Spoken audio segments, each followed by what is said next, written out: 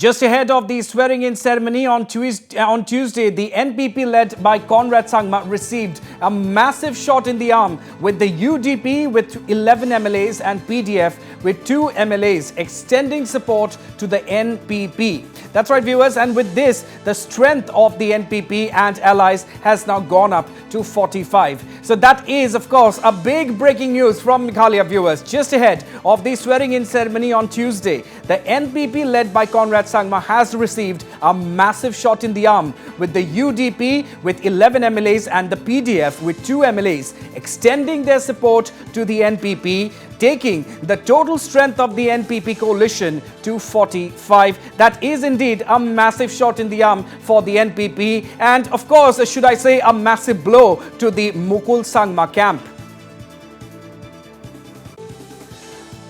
All right, viewers, so now let me straight go across live to our news editor Nabarun Goswami, joining us live from our newsroom. Nabarun, indeed the biggest shot in the arm for the NPP just ahead of the swearing-in ceremony, and now I think we can safely say that Conrad Sangma-led NPP have clinched the deal as to who is going to form the next government.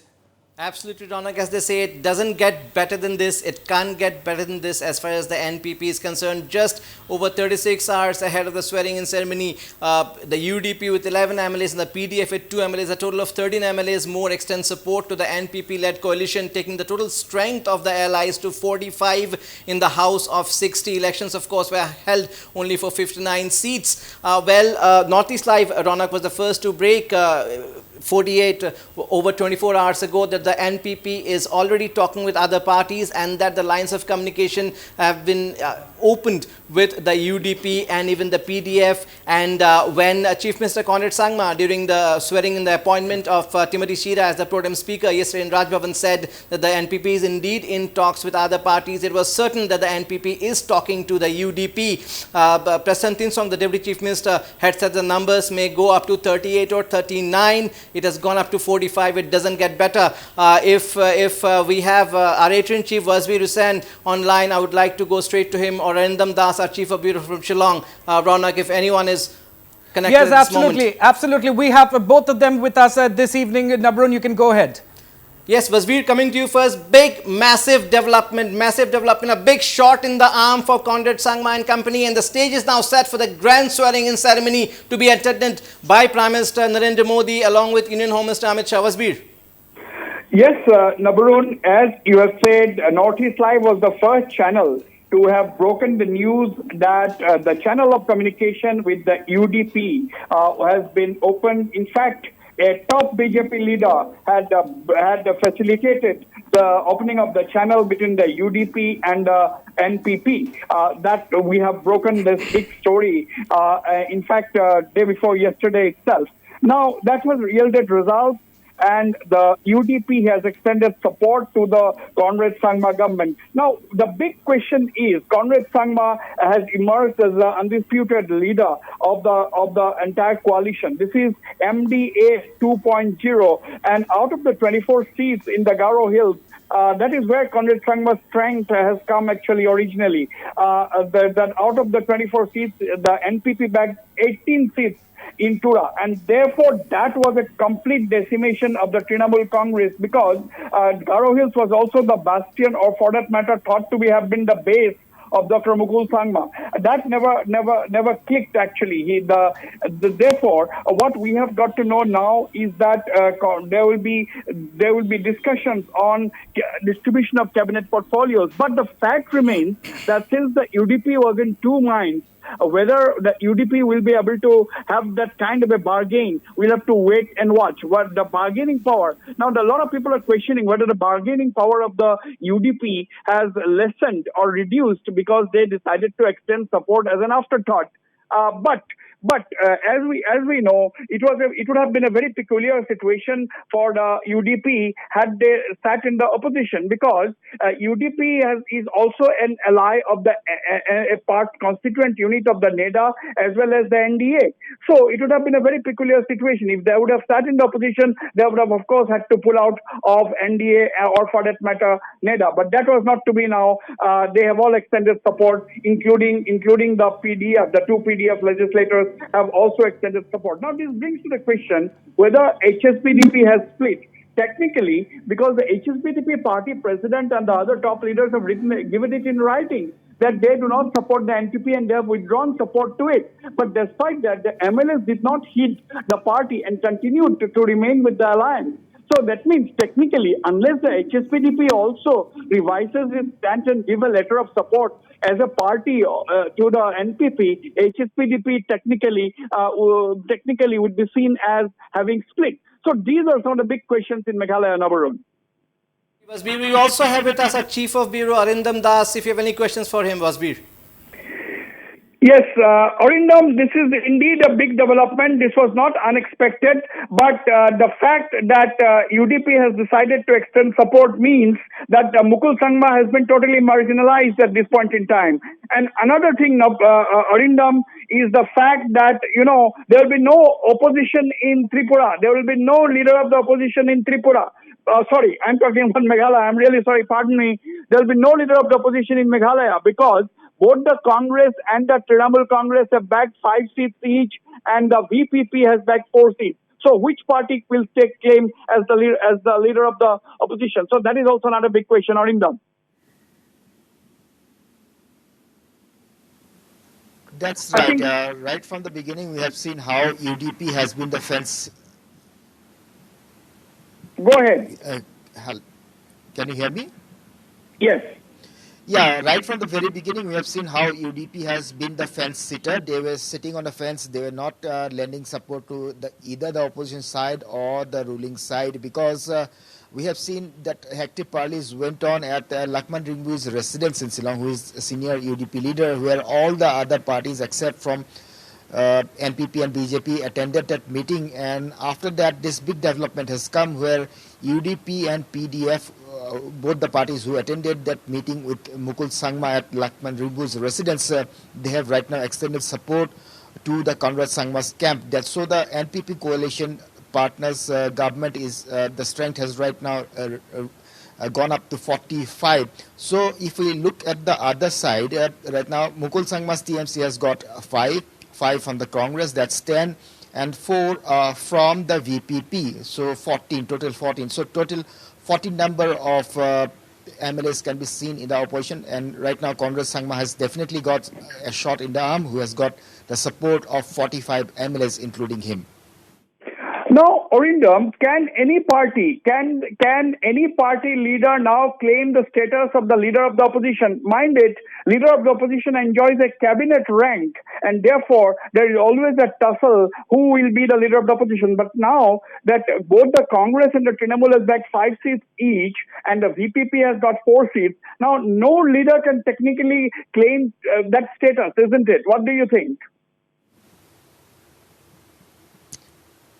That's right. The equation is equal between the Congress and the TMC right now, 5-5, and VPP has got 4. So we have to wait and watch as to who will stake claim to be the leader of opposition. But yes, we can make out from this point that Dr. Mukul Sangma will also only be sitting in the opposition. As it has been indicated right from the beginning, though there were hectic parleys. In fact, Dr. Mukul Sangma told Northeast Live that the game is on, and after that the game started also, where he tried his all-out efforts to make all the opposition parties meet to make an alliance and form a government against the NPP and the BJP. So right now, we have to wait and watch, but yes, we can say that was Dr. Mukul Sangma's effort was, of course, turned out to be a non-starter because the 2 HSPDP MLAs who were there initially during the first half of the meeting, they left and switched off their mobile phones,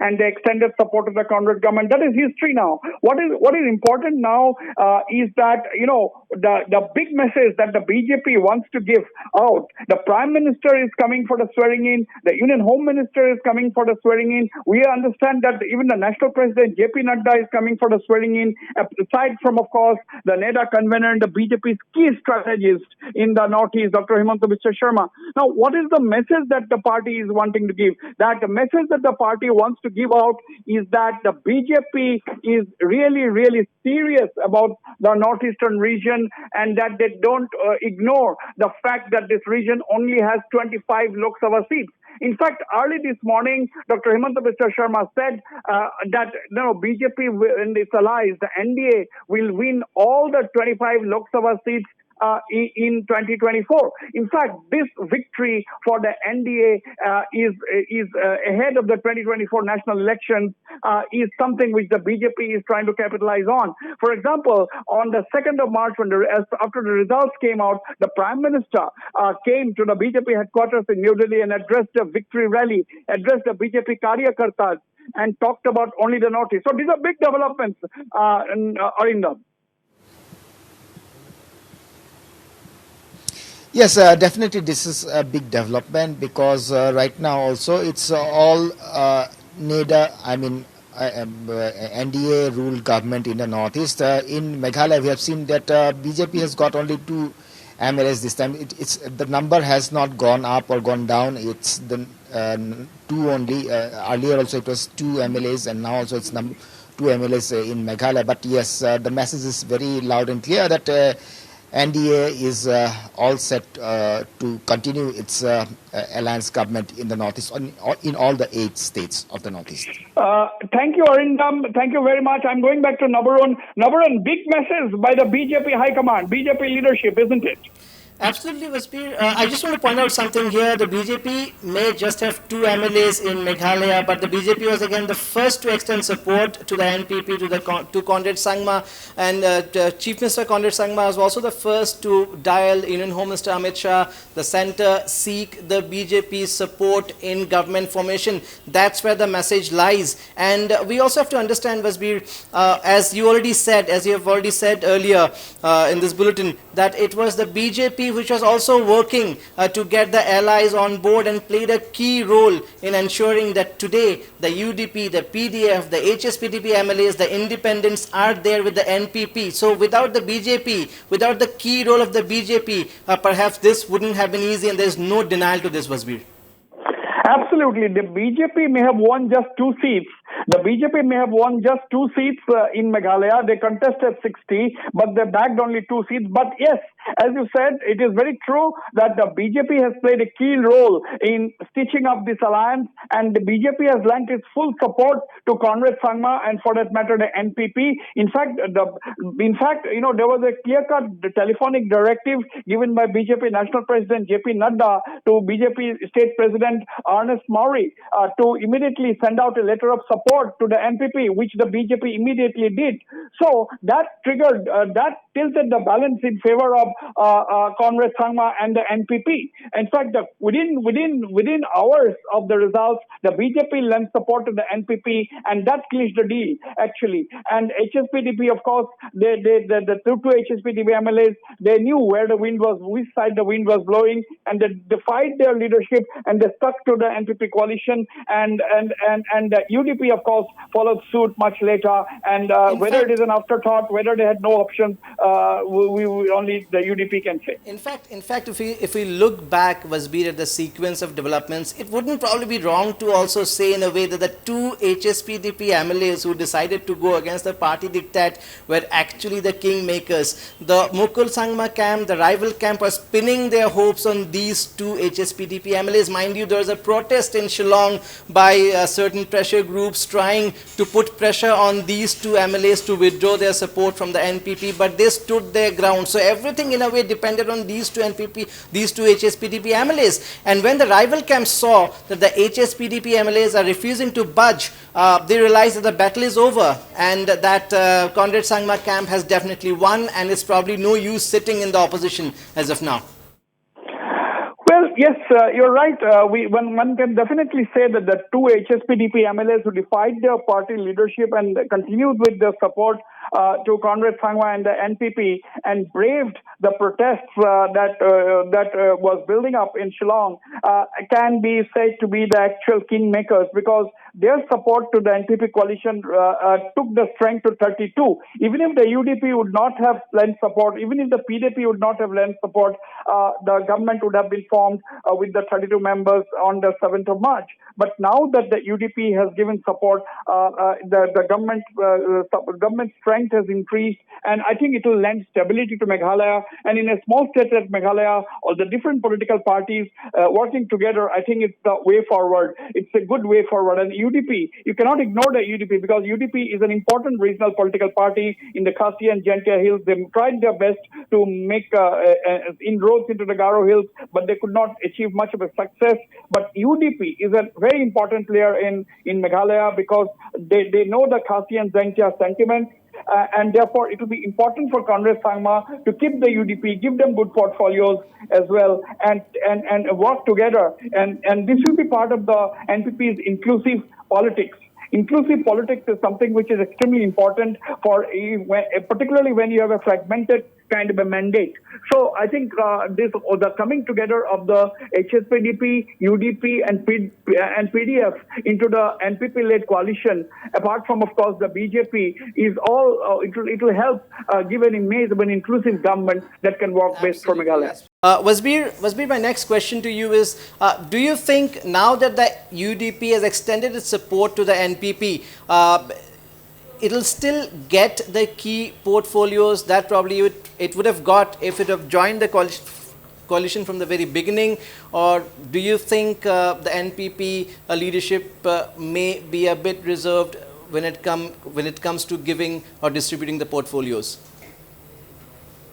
I don't think that will be the case. I think the NPP will welcome the UDP wholeheartedly, because Conrad Sangma is a mature political leader. Conrad Sangma knows that if he would have had to form the government with just 32 MLAs, it would have been a fragile government.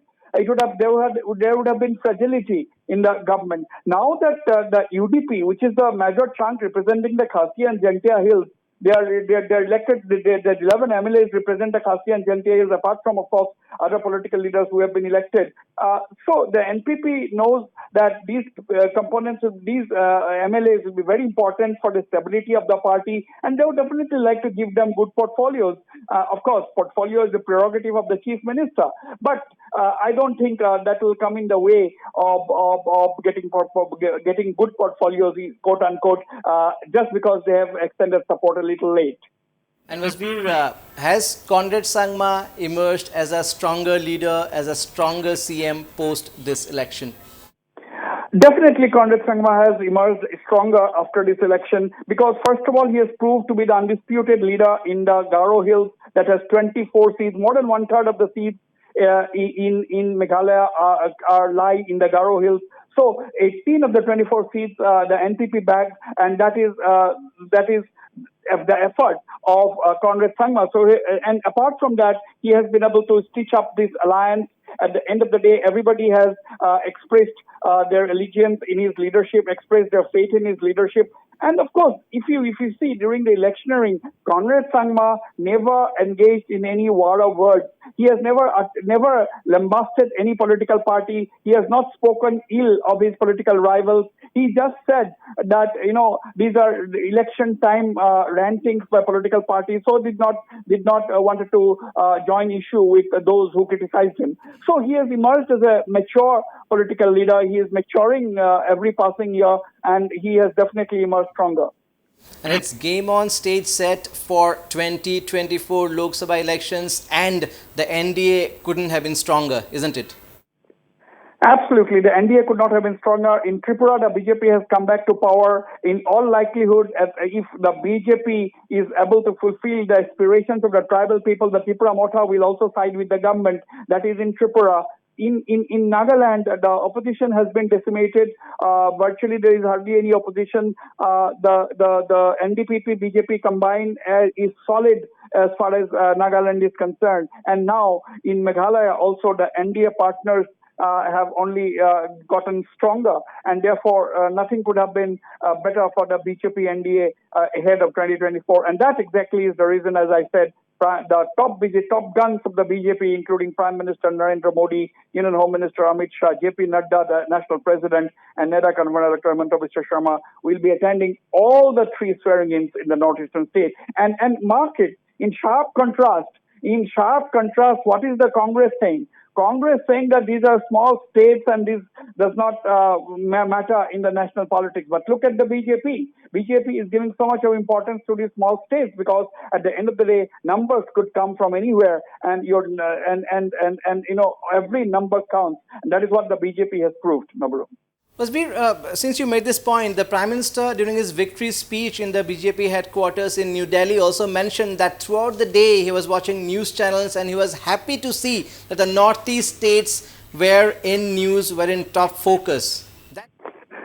Well, yes, absolutely, absolutely. Northeast was in national focus and said that that was a change of heart for the BJP in the northeastern region. The connect. That is what the Prime Minister emphasized on. And as far as the NEDA convener is concerned, he was watching Northeast Live on the result day throughout the day, both in office and at his residence. He was watching Northeast Live and keeping tab on the minute-to-minute developments, the results that Northeast Live brought to its viewers. Nabarun.